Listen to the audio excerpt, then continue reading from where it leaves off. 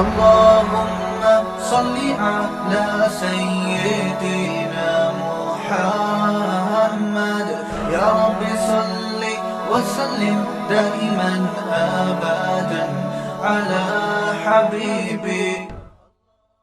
یہ بھائی لاہور سے آئے ہیں،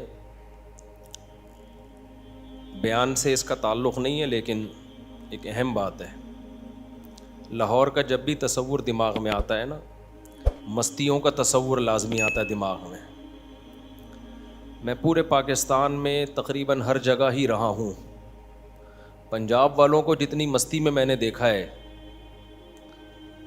اتنا میں نے پورے ملک میں کسی کو نہیں دیکھا. ہر وقت مستی کے موڈ میں ہوتے ہیں. اور پنجاب میں لاہور اور فیصل آباد، یہ دو شہر ایسے ہیں کہ ان کے لوگوں سے آپ ملو، آپ 80 سال کے بوڑھے سے بھی ملو گے نا، وہ بھی مستی میں ہوگا، جگتیں کر رہا ہوگا. تو میں بڑا سوچتا تھا، مجھے تھوڑا شوق ہے سوچنے کا کہ یہ کیوں اتنے مستی میں رہتے ہیں. یعنی لاہور میں بھی ہمارے ایک دوست ہیں جن کا میں جاتا ہوں تو ان کے تایا 80 سال کے ہیں ماشاء اللہ، تو صحت اچھی ہے. جب جاؤ لطیفے بازی شروع. اور جگتیں سمجھتے ہیں نا، جگت کا لفظ ہم نے وہاں سے سیکھا ہے. کراچی میں تو ہم نہیں جانتے تھے جگت کسے کہتے ہیں. جگتیں لگاتے ہیں، کیا کہتے ہیں، مارتے ہیں. اچھا، جگتیں مارتے ہیں. فیصل آباد میں بھی ہے اور لاہور میں بھی. تھوڑا سا ڈیفرنٹ اسٹائل ہے لیکن مستی میں. اس کی وجہ پتہ ہے کیا ہے؟ بہت ساری وجوہات ہوں گی. ایک بڑی وجہ صحت ہے. جب انسان کی صحت اچھی ہوتی ہے نا، وہ خوش ہوتا ہے. صحت کا آپ کی خوشی سے بہت گہرا تعلق ہے. ہمارے ہاں بہت ساری چیزوں کو لوگ فوکس کرتے ہیں خوش رہنے کے لیے، صحت کو فوکس نہیں کرتے. تو اس لیے میرا ٹاپک میڈیکل سائنس نہیں ہے، نہ میں ڈاکٹروں کی فیلڈ میں ٹانگ اڑاتا ہوں. ایک بات کہہ کے بس میں آگے چلتا ہوں. پنجاب والے تو میٹھا بہت کھاتے ہیں، لیکن اس کی صحت کی وجہ میٹھا کھانا نہیں ہے، کوئی اور وجوہات ہیں.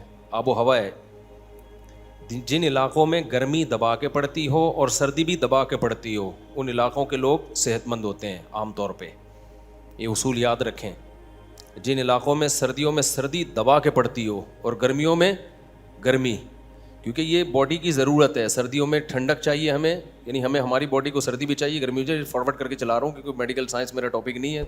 پھر لوگ کہتے ہیں کہ یہ مولوی صاحب جو ہے نا، تو ان علاقوں میں صحتیں اچھی ہوتی ہیں عام طور پہ. تو آپ لوگ ایک کام کر لو نا، بہت حد تک خوش خود بخود رہنا شروع کر دو گے. میٹھا کھانا چھوڑ دو خالی، اور کھانا کم کر دو اپنی زندگی میں. لاہور والے تو پھوڑتے ہیں، کھاتے نہیں ہیں. میں نے بتایا ان کی صحت زیادہ کھانے کی وجہ سے اچھی نہیں ہے، آب و ہوا کی وجہ سے اچھی ہے. اب تو لاہور کی ہوا بھی خراب ہو گئی ہے. نئی نسل کا پتہ نہیں کیا ہوگا، لیکن اب تک جو نسل چلتی آ رہی تھی وہ اچھی آب و ہوا میں تھی. اب لاہور خراب ہوتا جا رہا ہے.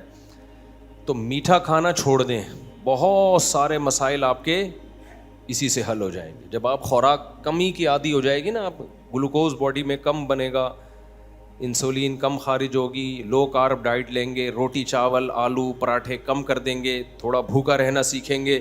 آپ چند دن کی ٹینشن ہے، اس کے بعد آپ دیکھو، آپ بولو گے مفتی صاحب کیا خاندانی آپ ہمیں ٹوٹکا اور نسخہ دے کے چلے گئے. اب باقی ڈیٹیل آپ ڈاکٹروں سے پوچھ لیے گا. ہاں، یہ رفیع بھائی کہہ رہے ہیں لاہور والے خوش اس لیے بھی رہتے ہیں کہ ایک وجہ یہ بھی ہے، صبح صبح اٹھتے ہیں. ایک اور وجہ بھی ہے، محنتی بہت ہیں. حقیقت ہے. کاروبار کے پیچھے پاگلوں کی طرح پڑھتے ہیں، پڑھائی کے پیچھے. ہمارے جتنے رشتہ دار پنجاب میں تھے پڑھ لیے، جو کراچی میں تھے سوائے باتیں پھینکنے کے علاوہ کچھ بھی نہیں آتا. باتیں پھینکتے رہتے ہیں. آپ دیکھو منہ میں گٹکا رکھ کے نا، جب بھی ملو گے باتیں اتنی بڑی بڑی کر رہا تھا. تو محنتی بہت ہیں، اس میں دو رائے نہیں ہو سکتی. محنتی بہت ہیں.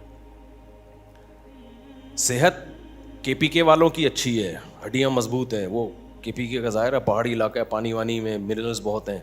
اب تو وہ بھی نیسلے پہ اور ایکویفینا پہ آ گئے ہیں.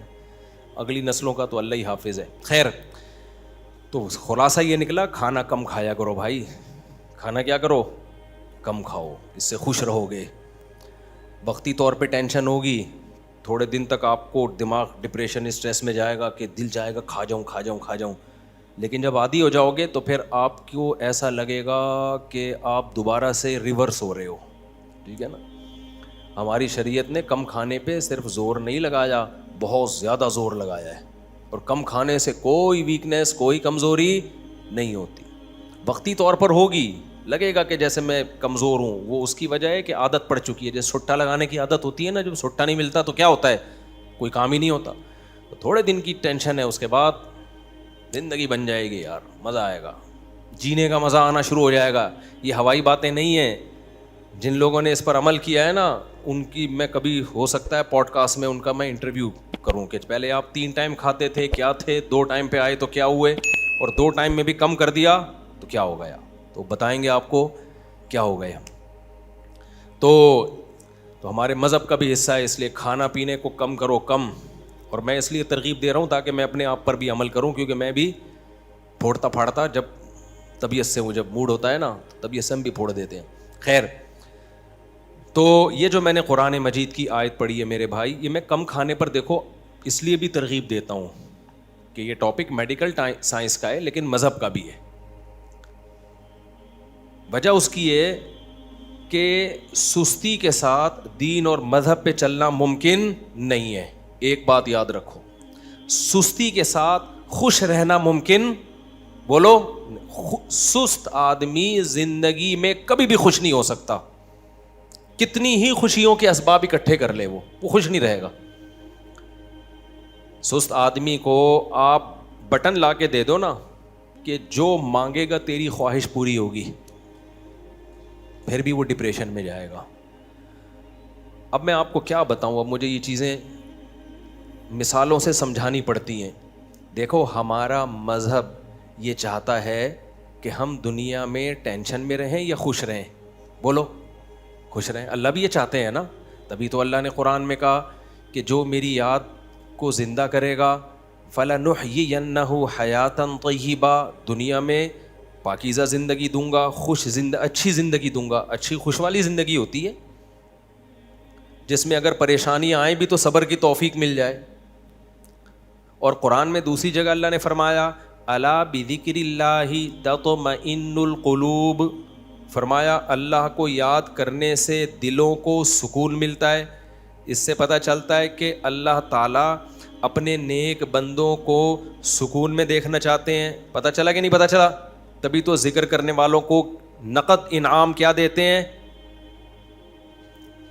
بول اتنا بھی مت کم مت کھاؤ کہ اللہ تعالیٰ جو اللہ کا ذکر کرتے ہیں نیک بندے, ان کو نقد انعام فوری جو دنیا میں ملتا ہے وہ کیا ملتا ہے؟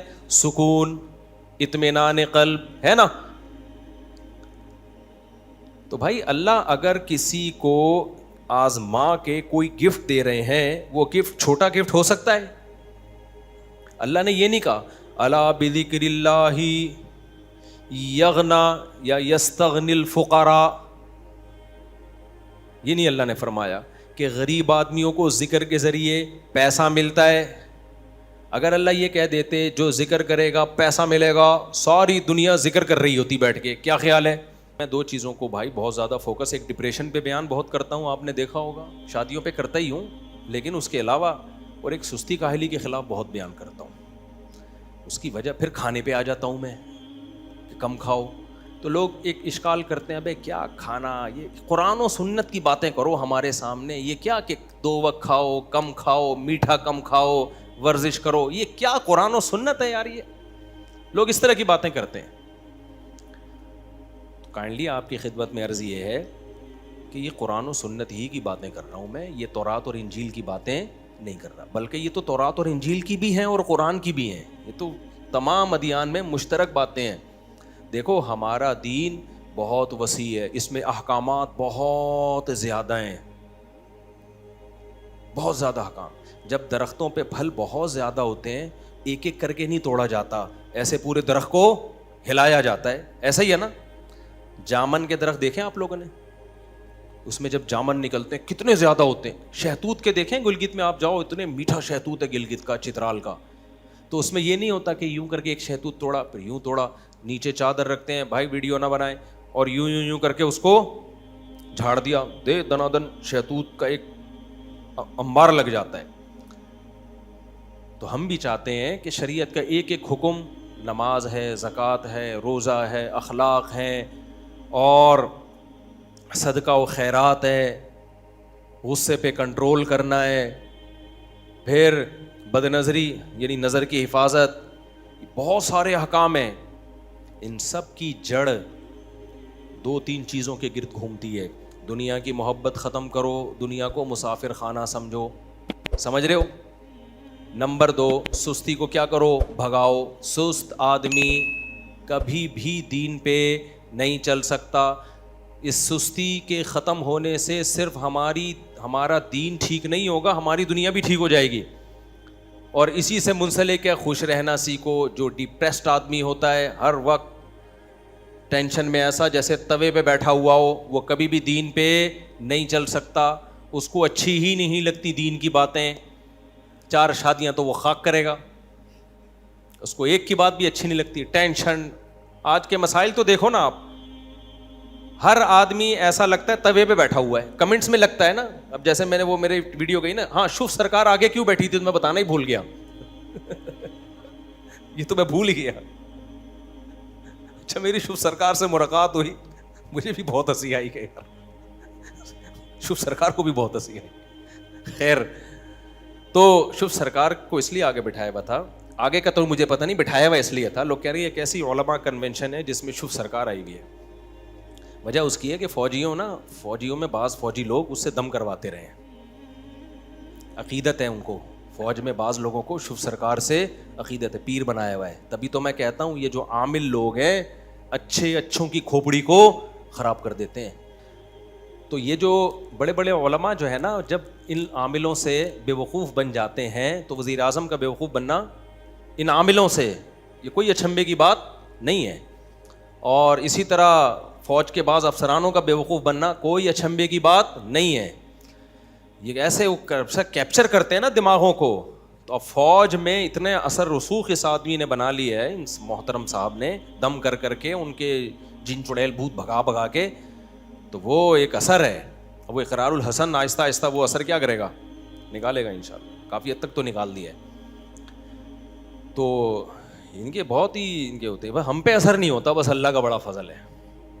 آرمی چیف تو مجھے نہیں پتا آرمی چیف کا کیا حال ہے، میں اس پہ تبصرہ نہیں کروں گا. لیکن جو فوج کے بہت سارے آفیسرز ایسے ہیں جو شوف سرکار کو سمجھتے ہیں کہ یہ بہت پہنچی ہوئی سرکار ہے. تو یہ دماغ خراب ہو گیا ان افسروں کا، اور کچھ بھی نہیں ہے. ان افسروں کی کھوپڑی کیا ہو گئی ہے بھائی، آؤٹ ہو گئی ہے. کبھی میرے پاس آؤ تو میں بتاؤں گا کہ جن مجھے تم اس سے اچھا بھگانا آتا ہے. میرے پاس آؤ کبھی خوشبو لگا کے، تو آپ کے سارے جن انشاءاللہ 4 سیکنڈ میں 5واں نہیں ہونے دوں گا سیکنڈ. مجھے جتنا اچھا جن بھگانا آتا ہے نا، اتنا کسی کو نہیں آتا ہے، ذہن میں رکھنا. اور اس کا طریقہ یہ ہے میرا جن بھگانے کا کہ جو جن بھگا رہے ہیں نا اس کو بھگا دو یہاں سے. میں نے بہت سے لوگوں کے علاج کیے ہیں. ایک آدمی کا تو میں نے علاج کیا، اس کی بیوی کا علاج. اس پہ جن آتے تھے یوں کلابازیاں، وہ بیچارہ فون کرتا تھا مجھے، یار میری بیوی پاگل گردن دب رہی ہے، یہ کر رہا، مر رہی ہے، یوں ہو رہا ہے. قطر سے فون کرتا تھا. میں نے اس کو بولا یہ کس سے علاج کر رہی ہے؟ انہوں نے کہا کراچی کے بڑے مفتی صاحب ہیں. میں نے کہا الو کا یعنی مسجد میں ایسا گالی دینا مناسب نہیں ہے. میں نے کہا بہت بڑا پٹھا ہے وہ، الو خود لگا دینا بعد میں گھر جا کے، ہٹاؤ اس کو وہاں سے، علاج چھڑواؤ. کہہ رہے ہیں وہ تو مفتی ہیں بھائی. میں نے کہا بھائی 2 نمبر آدمی ہے، چھوڑ دو مفتی نہیں ہوگا. ہر آدمی نام کے ساتھ مفتی لگاتا ہے. کہہ رہے وہ تو مر جائے گی. میں نے کہا بھائی مرنے دے. جب تک ذہنی طور پر اس کے لیے تو تیار نہیں ہوا نا کہ مر جائے گی، اس کا علاج نہیں کراؤں گا، اس وقت تک جن نہیں بھاگے گا. پھر رات کو 4 بجے فون کر رہا ہے، مر رہی ہے، میں فون کر دوں. میں نے کہا بھائی تیری بیوی ٹھیک ہونے والی نہیں ہے، تیرے اندر ہی کانفیڈنس نہیں ہے نا. کہہ رہا میں مفتی صاحب کو فون کرتا ہوں تو ٹھیک ہو جاتی ہے. میں نے کہا بھائی یا تو اس کو عشق ہو گیا مفتی صاحب سے، ہاں بڑے بڑے عشق کے واقعات ہوتے ہیں، یا یہ کہ وہ مفتی ہی جن بھیج رہا ہے اس کے اوپر. میں نے کہا مرنے دے. پھر فون کر دیا اس نے 4 بجے مفتی صاحب کو. انہوں نے کچھ پھونپھاں کی ہے، شوف سرکار سے لیڈ لے کے یہاں پارسل کی ہے تو ٹھیک ہو گئی. وہ کہہ رہے ہیں یار ٹھیک ہو گئی. میں نے کہا یہ کبھی بھی ٹھیک نہیں ہوگی، میری گارنٹی ہے، لکھ لے. یہ ہمیشہ اسی طرح تڑپتی رہے گی پوری زندگی. پھر دوبارہ جب ہوا نا تو اس نے نہیں کیا فون, مجھے فون کیا, میں نے کہا نہیں کرنا اس کو, نہ دم کروانا کسی سے بھی, بولو مر جا بیگم, نہیں کوئی پھونک نہیں لگے گی, خود جتنی پھونکیں لگانی ہے لگا دے آیت الکرسی پڑھ کے, اس پہ ہمیں وہ نہیں ہے. یہی ہوا, اللہ کا فضل ہے, کچھ گھنٹوں تک اس نے صبر کیا, فون آیا, ٹھیک ہو گئی ہے. میں نے کہا دیکھ مر جا, یہ عقیدہ بنا لے, مر جائے گی, مرنے دوں گا. اب لوگ کیا, خواتین شاید غصے ہوں گی, اچھا یہ تو چاہتے ہیں کہ بیویاں مریں. بھائی میں چاہتا ہوں کہ نہیں مریں, تبھی میں ان میں یہ کانفیڈنس بھر رہا ہوں. میں چاہتا ہوں کہ نہیں مرے, ورنہ مرے گی, یا تو مر جائے گی یا اس پہ مر جائے گی جو دم کر رہا ہے. دونوں میں ہم نے بہت عاملوں کو دیکھا ہے بھگاتے ہوئے بیویوں کو, لوگوں کی قبضہ کرتے ہیں. سارے عامل نہیں کرتے لیکن بہت سے کرتے ہیں یہ کام. تو وہی ہوا, پھر اس نے اس میں ہمت آئی, اس نے نہیں کیا. 1 2 3 ہفتہ 1 مہینے کے بعد ٹھیک ہو گئی. اس نے بیوی کو بول دیا کہ بھائی دم بم نہیں ہوگا, مرنا ہے مر جائے یہیں پہ. اللہ کا شکر ہے ٹھیک ہو گئی. جب ٹھیک ہوئی ہے تو اس نے مجھے 10,000 روپے ہدیہ بھیجے. یہ بات ہوگی 2009 یا 10 کی. کہا یار, میں نے کہا بھائی میں فری میں علاج کرتا ہوں لوگوں کا, ہمارا کوئی معاوضہ نہیں. کہہ رہا آپ نے میری اتنی بڑی ٹینشن دور کر دی. وہاں سے ہدیہ بھیجا اس نے. اچھا خیر, پھر کیا ہوا آپ کو پتہ ہے, ایک چیز ہوتی ہے جس کو کہتے ہیں انسیکٹ. اس کا گھر جا کے ترجمہ کر لینا, مسجد میں مناسب نہیں. ایک کیا چیز ہوتی ہے, انسیکٹ. ٹھیک ہے, گوگل پہ دیکھ لینا. یہاں مسجد میں نہیں, مسجد میں بالکل مناسب نہیں ہے. جس کو یہ ہو جائے نا اس کا دنیا میں کوئی علاج نہیں ہے. وہی ہوا, ٹھیک ہو گئی تھی اچھی بھلی. پھر کہتے ہیں ایک بزرگ ہمارے گھر میں آئے ہیں, حضرت انہوں نے بتا دیا کہ میں نے کون سی گھڑی پہنی ہوئی ہے, حالانکہ انہوں نے گھڑی دیکھی نہیں تھی, یہ بالکل ٹھیک لگ رہے ہیں مجھے. میں نے کہا تو نہیں سدھرے گا. کہہ رہے انہوں نے کیسے بتا دیا میری گھڑی ہے, حالانکہ دیکھی نہیں تھی. ابے بھائی کچھ بھی ہوگا بتا دیا ہوگا, بڑے شعبدے ہوتے ہیں دنیا میں یار. کہہ رہے نہیں حضرت یہ ٹھیک ہیں, وہ تو ٹھیک نہیں تھے یہ. میں نے کہا تمہاری قسمت, تمہاری نسلیں برباد ہوں گی. یہ 10,000 بھی میرا دل چاہ رہا تھا واپس لے اپنا, ہمیں نہیں چاہیے یہ, اب تک برباد ہو چکا ہوگا, اللہ بچا کے رکھے. لیکن یہ جب ایک دفعہ انسیکٹ کسی کو ہو جائے نا, عاملوں والا, یہ انسیکٹ چاہے دیوبندی کو ہو, بریلوی کو ہو, اہل حدیث کو ہو, کسی ڈاکٹر کو ہو, انجینئر کو ہو, پروفیسر کو ہو, یا کسی فوج کے بہت بڑے آفیسر کو ہو, یہ انسیکٹ ختم نہیں ہوتا. جن کو نہیں آتی انگلش میں انسیکٹ کسے کہتے ہیں, وہ بیان کے دوران ہی گوگل پہ انسیکٹ لکھ لیں, ٹھیک ہے. یہ کبھی بھی انسیکٹ ختم نہیں ہوتا. ابے ہمیں دیکھو کتنے کانفیڈنٹلی ہم ان عاملوں کو پکارتے ہیں یار. میں نے شوف سرکار سے گلے ملا میں کہ بہرحال انسانیت کے ناطے جب کوئی ملتا ہے تو آپ ملتے ہیں. میں نے کہا ایک پھونک ہم پہ بھی لگا دو یار. شوف سرکار اچھا کمال ہے, دونوں ہنس رہے تھے. مجھے ہنس اس لیے رہا تھا کہ یہ ہو کیا رہا ہے, واٹس گوئنگ آن, کس پہ, یعنی 2 180 ڈگریاں آپس میں کیا کر رہی ہیں, ملاقات کر رہی ہیں. تو میں نے کان میں کہا ایک پھونک ہمارے بھی لگا دو یار. تو خیر, تو دیکھو ہمارے جو مذہب ہے نا, مذہب میں میں یہ چند چیزوں کو کیوں بہت زیادہ فوکس کرتا ہوں کہ یہ جڑ ہے, یہ کیا ہے, بنیاد ہے. جب تک یہ بنیاد ٹھیک نہیں ہوگی آپ دین اور مذہب کو فالو نہیں کر سکتے. تو میں اس کی مثال دے رہا تھا کہ اللہ تعالیٰ چاہتے ہیں ہم پریشان رہیں یا خوش رہیں. بولو, یہ جو اللہ نے کہا نا کہ ہم تمہیں آزمائشوں میں ڈالیں گے, لیکن جو لوگ صبر کریں گے اور کہیں گے ہم اللہ کے غلام ہیں, تو یہ اللہ نے ہمیں آیت کیوں بتائی ہے, تاکہ ہمارے دل میں غم کو برداشت کرنا آسان ہو جائے, ہم غمگین نہ ہوں. کیونکہ غم تو آئیں گے, یہ ہو نہیں سکتا کہ دنیا میں پریشانیاں نہ آئیں, یہ ناممکن ہے. یہ ہر شخص کو آتی ہیں. آپ سمجھتے ہو بڑے لوگوں کو نہیں آتی, بڑے لوگوں کی پریشانیاں بڑے لیول کی ہوتی ہیں, بہت اونچے لیول کی ہوتی ہیں. تو یہ پریشانی تو ہر شخص کو آئے گی. اللہ چاہتے ہیں کہ ان میں برداشت کی عادت ہو جائے, یہ خوش رہنا سیکھیں. تو اسی وجہ سے دنیا میں سب سے بڑا انعام کیا ہے, خوشی ہے یا نہیں ہے. پیسہ انسان کیوں حاصل کرتا ہے, خوش رہنے کے لیے. صحت کیوں چاہتا ہے, خوش رہنے کے لیے. تو اللہ نے قرآن میں فرمایا کہ الا بذکر اللہ تطمئن القلوب, اللہ کے ذکر سے دلوں کو سکون ملتا ہے. اب پتہ ہے لوگ وظیفے پڑھتے ہیں پیسہ حاصل کرنے کے لیے, وظیفوں میں اللہ کا ذکر کیا جاتا ہے, حالانکہ اللہ کہہ رہے وظیفوں سے پیسہ نہیں, وظیفوں سے کیا ملے گا؟ سکون ملے گا. سکون کے لیے کوئی وظیفہ نہیں پڑھ رہا ہوتا. کمال کی بات ہے یا نہیں ہے؟ ابے بھائی صبح شام لوگ ہمارے پاس آتے ہیں, مفتی صاحب پیسے ہی نہیں ہیں, بے روزگاری ہے, بل اتنا آ گیا, دل چاہ رہا ہے وہ بل بکری کو کھلا دیں. ٹھیک ہے, تو آپ کوئی وظیفہ بتائیں, تنخواہ بڑھ جائے ہماری, پیسے بڑھ جائیں. تو میں بتا تو دیتا ہوں, حسبی اللہ و نعم الوکیل یا رزاق, یہ پڑھ لینی چاہیے. لیکن قرآن جو وظیفے بتا رہا ہے پیسے بڑھانے کے لیے نہیں بلکہ سکون کے لیے. کیا مطلب؟ غربت میں سکون مل جائے گا. آپ کو پیسے مل کے بھی سکون نہ ملے, اس سے بہتر وہ غریب نہیں ہے جو پیسے نہ مل کے اس کو سکون مل رہا ہو. وہ زیادہ اچھا نہیں ہے کیا؟ وہ تو زیادہ اچھا ہے بھائی.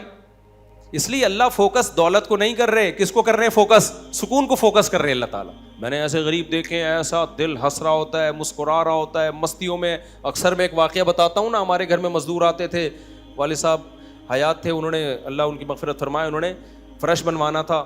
تو مزدور جو تھے نا صبح سے لگے ہوتے تھے اور گنگنا رہے ہوتے تھے. مزدوروں کے گانے بھی آپ کو پتہ ہے پرانے زمانے کے ہوتے ہیں, گنگنا رہے ہوتے تھے اور وہ لگے ہوئے ہوتے تھے نا. شام کے وقت جب وہ پلستر کر رہے تھے فرش میں, تو میں تھا, میری عمر ہوگی 20-22 سال. میں نے کہا یار اس فرش میں نا آپ جو ہمارے صحن کا فرش بنا رہے ہو یہ تھوڑا سا چکنا فرش ہو, یعنی بالکل جیسے ہوتا ہے نا پلین, ایسا فرش ہو, ایسا بنانا. تو کہنے لگے, اب مستی میں ہے نا, شاید لاہور کے ہوں گے, اب ان کو کھیلنے کا موقع مل گیا مجھ سے. انہوں نے کہا یہ فرش آپ چاہتے ہو ذرا چکنا پلین فرش ہو تو اس میں سرسوں کا تیل ڈلے گا یا ناریل کا. بولا تو میں نے کہا یار میں لے آتا ہوں ناریل کا تیل ڈال دو اس میں بھائی, کیا خیال ہے, تھوڑا سا کیا ہو جائے گا, پھسلن پیدا ہو جائے اس میں. کہہ رہے نہیں اس میں ناریل کا تیل ڈلے گا. اب میں جا رہا ہوں لینے کے لیے, وہ تو شکر ہے مجھے کسی نے روک دیا, کیا کر رہا ہے بھائی. تو وہ کھیل رہے تھے نا, شام کا وقت تھا. پھر دوبارہ اسی طرح کا کوئی مذاق, تو مجھے پھر میں نے کہا یار تم لوگ بڑے مستی میں ہو. کہتے ہیں یار یہ ہمارا فل مستی کا ٹائم ہوتا ہے. وجہ اس کی ہے, ان کے الفاظ دیکھو.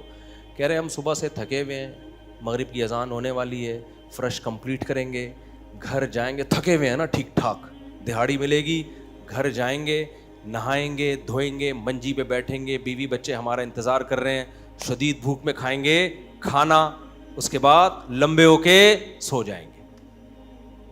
کل کا نہیں, دہاڑی آج کی ہے, کل کی نہیں ہے.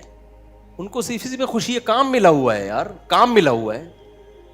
سمجھ رہے ہو کہ نہیں سمجھ رہے؟ ان کو خوشی اس بات کی ہے کہ ہمیں کیا ملا ہوا ہے, ایک ٹھیک میں کام ملا ہوا ہے, مزدوری مل گئی, یہ بہت بڑی خوشی ہے ان کے لیے. اور انہی دنوں میں کروڑ پتی لوگوں کو ڈپریشن میں دیکھ رہا تھا. تو خوشی کا تعلق, حکیم اختر صاحب رحمہ اللہ تعالیٰ ایک جملہ بڑا اچھا فرمایا کرتے تھے کہ بادشاہ اٹیک ہمیشہ بادشاہ پہ کرتا ہے, بادشاہ کبھی بھی بھنگیوں کو اور نیچے طبقے کو اپنا ہدف نہیں بناتا. کبھی آپ نے کسی ملک کے بادشاہ کا خلاف, کسی بادشاہ کا بیان کسی جمعدار کے خلاف نہیں سنا ہوگا کہ جی سعودی عرب کا بادشاہ کہے کہ پاکستان میں وہ جو فلاں جگہ جو چپڑاسی ہے مجھے بالکل پسند نہیں ہے. وہ کبھی سنا آپ نے؟ بادشاہوں کا ہدف کیا ہوتا ہے؟ وہ ہو سکتا ہے امریکہ کے صدر کے خلاف بیان دے دے, وہ بڑے کسی اور کے خلاف بیان دے دے, اٹیک بھی کریں گے. اب کبھی نہیں آپ نے سنا ہوگا بادشاہ نے بیچارے کسی رکشہ چلانے والے کو بم سے اڑوا دیا بھائی اللہ یہ کہ وہ ایجنٹ ہو کسی کا, پھر وہ رکشے والا ہے نہیں, وہ ہے کوئی اور, وہ کوئی بڑی چیز ہے, وہ روپ دھارا ہوا ہے اس نے. ورنہ اوریجنل کوئی ٹماٹر والا ہو تو کبھی آپ نے دیکھا کہ کسی ملک کی فوج اس ٹماٹر والے پہ اٹیک کر رہی ہے؟ ایسا نہیں ہوتا.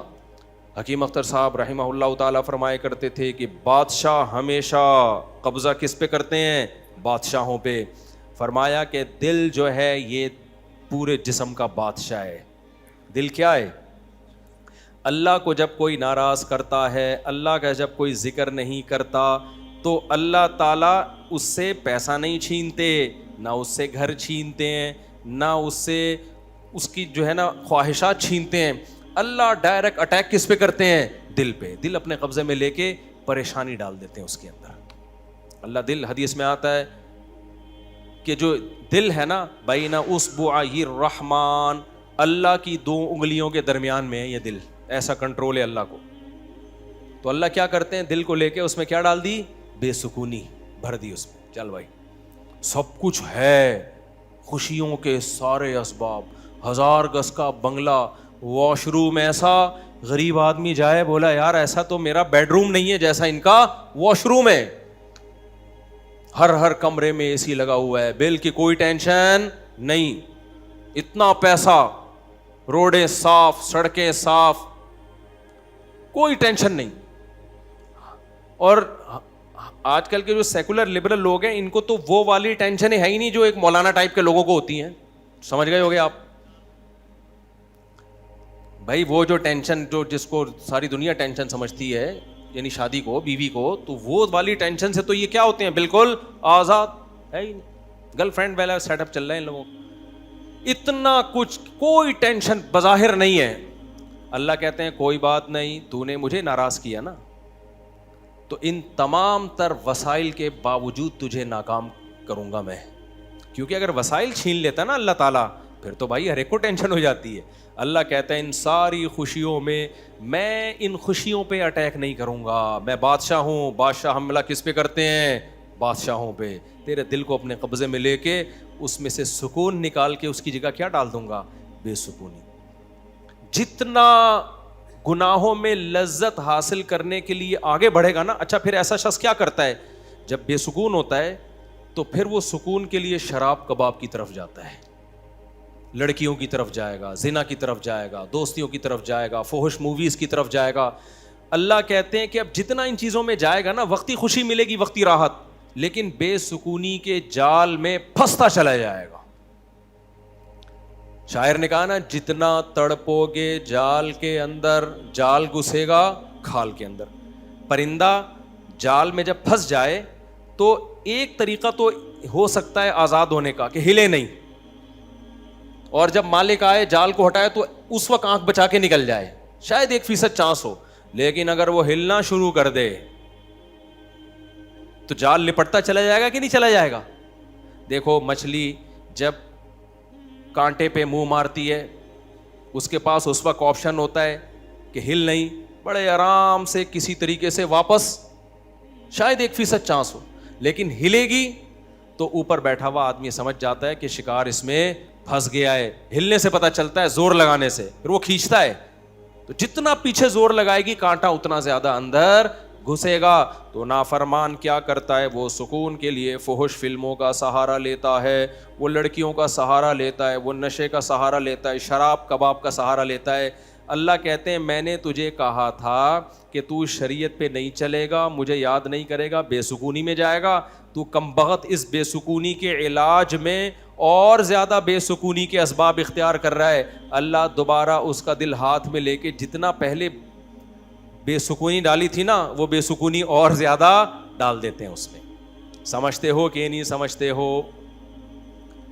تو میں یہ عرض کر رہا تھا, اللہ میاں نے کیا فرمایا, الا بذکر اللہ تطمئن القلوب, اللہ کو یاد کرو گے تو دلوں کو سکون ملے گا. اس سے